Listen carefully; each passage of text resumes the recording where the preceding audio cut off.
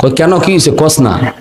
কই কত হয়েছিল আগ্রাইতে? কয় 50-60 হাজার। দূর মিয়া, বাথরুমের সামনে তো 50-60 হাজার খারাপ হয়েছে।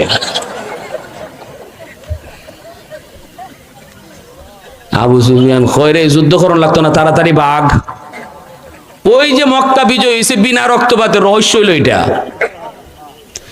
এই যে মক্কা বিজয় আমরা খালি কই রসুল বিনা রক্তপাতে মক্কা বিজয় করেছেন, রহস্য হলো এই জায়গায়।